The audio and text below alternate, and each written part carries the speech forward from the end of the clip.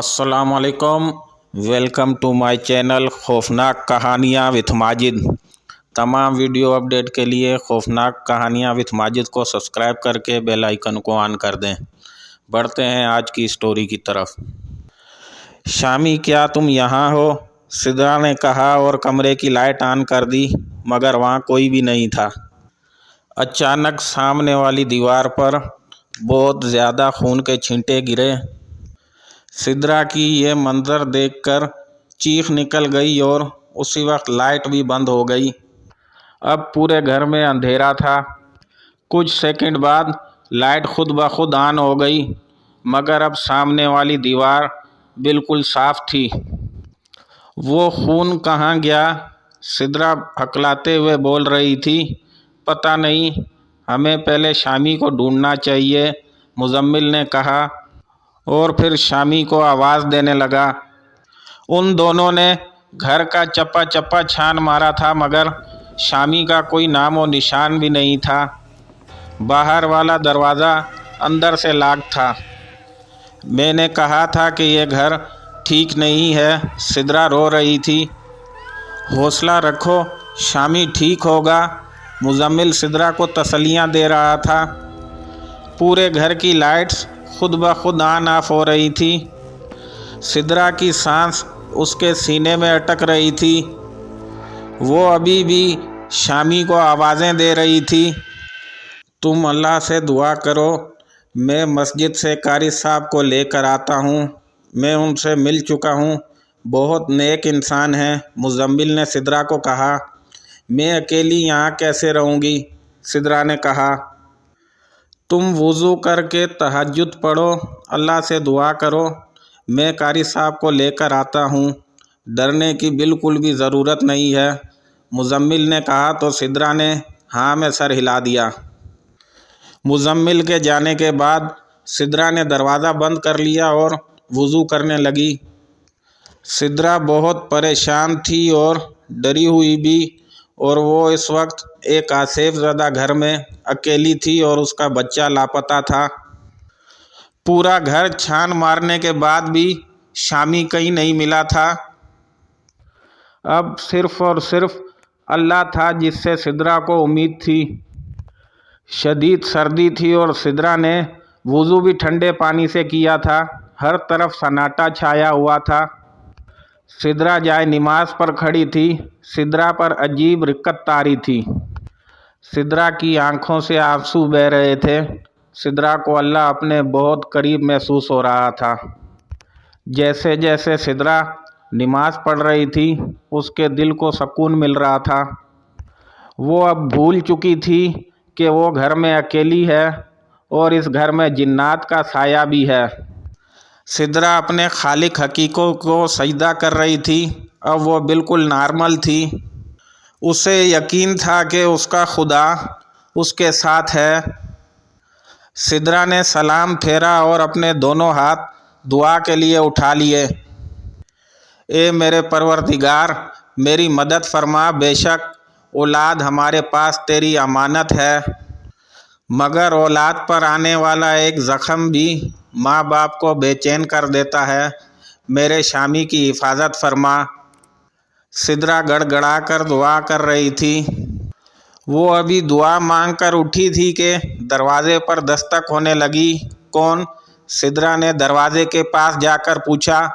मैं हूँ, दरवाज़ा खोलो, मुजम्मिल की आवाज़ आई। सिद्रा ने दरवाज़ा खोल दिया। आइए कारी साहब, मुजम्मिल ने कहा।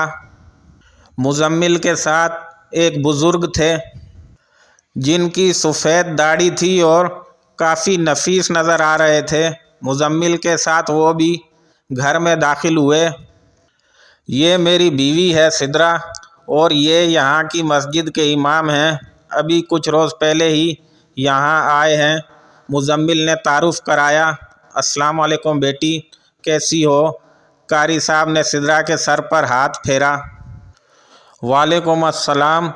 कारी साहब, मेरा बेटा नहीं मिल रहा। अभी कुछ देर पहले घर पर था, मगर अचानक गायब हो गया है, कहीं नहीं मिल रहा, सिद्रा ने कहा। अभी मुझे मुजम्मिल मियाँ ने बताया है कि آپ لوگوں کے ساتھ کیا ہو رہا ہے؟ مجھے اس علاقے میں آئے ابھی 1 ہفتہ ہوا ہے۔ یہاں کے لوگ کہتے ہیں کہ اس گھر میں جنات نے بسیرا کیا ہوا ہے۔ قاری صاحب بولے۔ قاری صاحب میرا بیٹا مل جائے گا نا؟ سدرا قاری صاحب سے پوچھ رہی تھی۔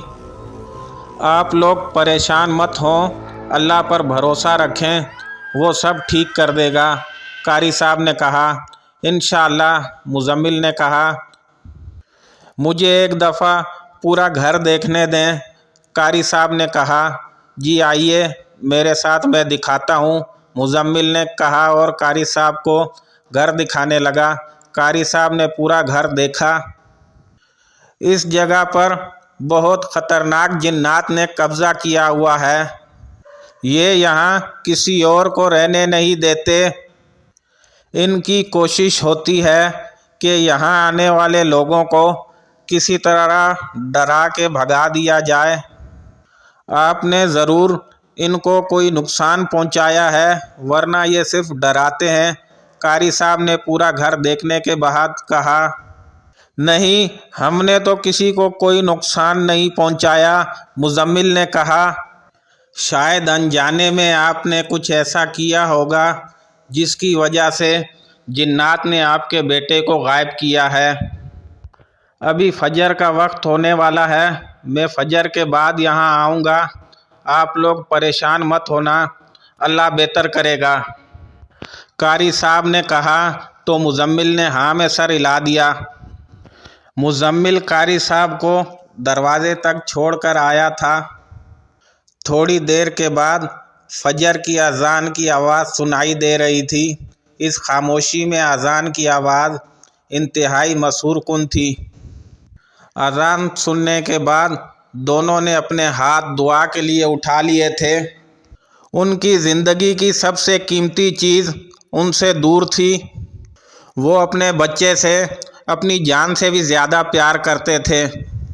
میں اب نماز پڑھنے جا رہا ہوں، قاری صاحب نے کہا تھا کہ وہ میرے ساتھ آ جائیں گے۔ تم بالکل بھی پریشان نہ ہونا، اگر خدا نے چاہا تو سب کچھ ٹھیک ہو جائے گا، مزمل نے کہا اور نماز پڑھنے کے لیے چلا گیا۔ سدرا نے بھی نماز پڑھی۔ کچھ دیر بعد مزمل گھر آ گیا تھا اور اس کے ساتھ قاری صاحب بھی تھے، اور ان کے پاس لکڑی کا ایک چھوٹا سا ڈبہ تھا۔ قاری صاحب نے ایک دفعہ پھر پورا گھر دیکھا اور اوپر والے کمرے میں آ کر قاری صاحب رک گئے۔ آپ کا بیٹا یہیں کہیں ہے، صرف ہماری نظروں سے اوجھل ہے، قاری صاحب نے کہا۔ پھر ہمیں کیا کرنا چاہیے؟ مزمل نے قاری صاحب سے پوچھا۔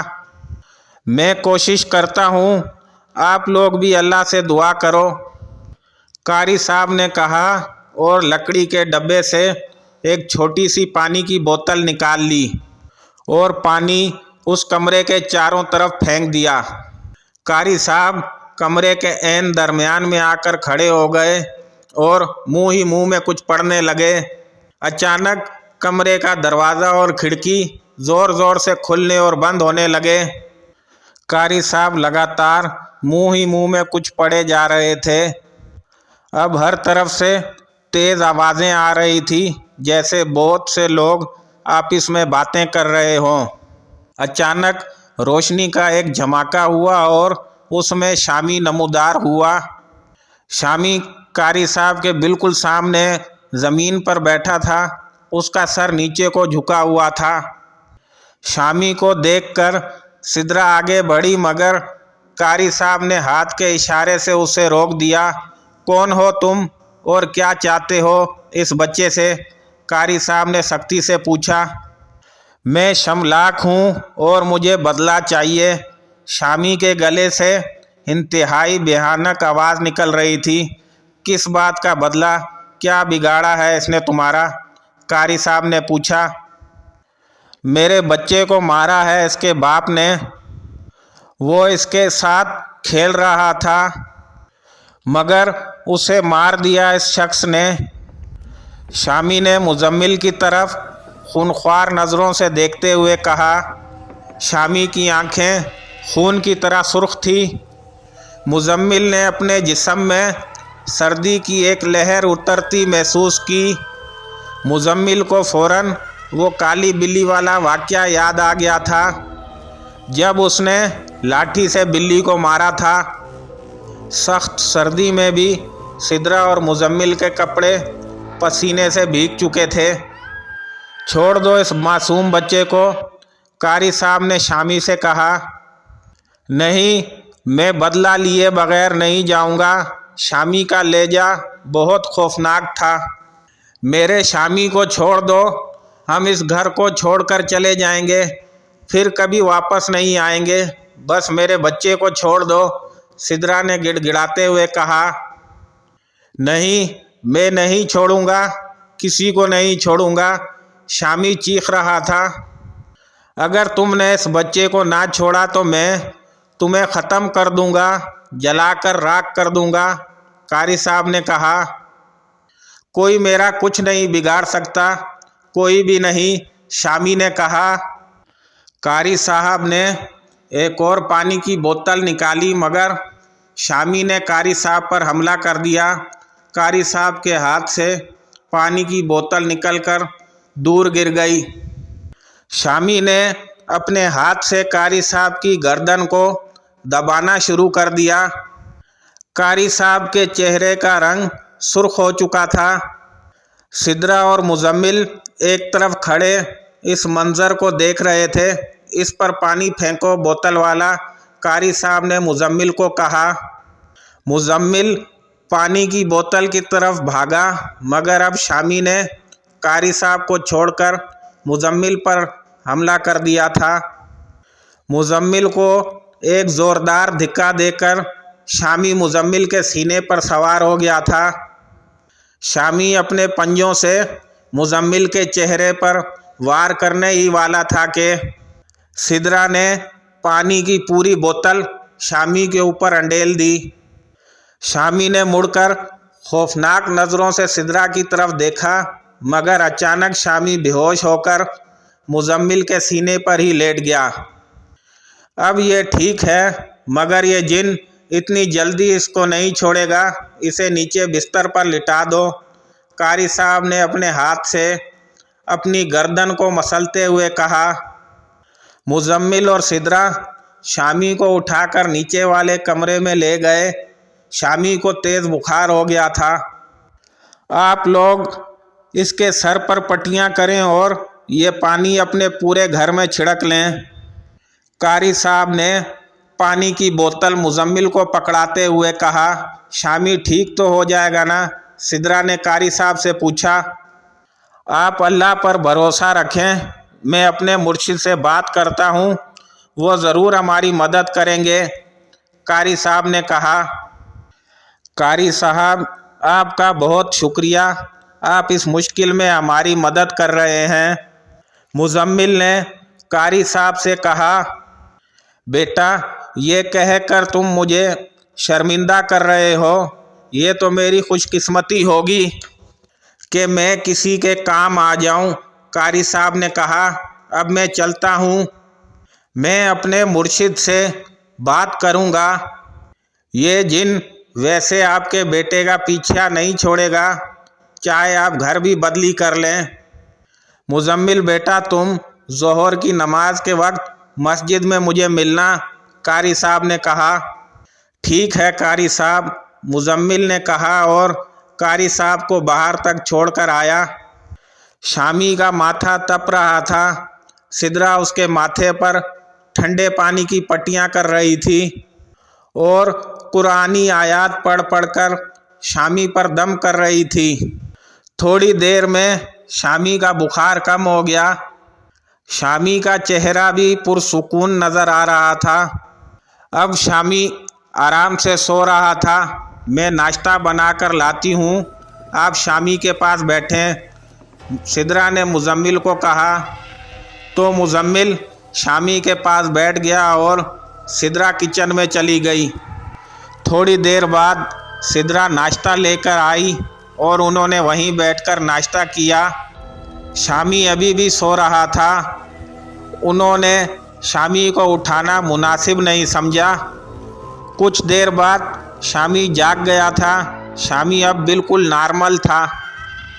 हमें ये घर छोड़कर चले जाना चाहिए, सिद्रा ने मुजम्मिल से कहा।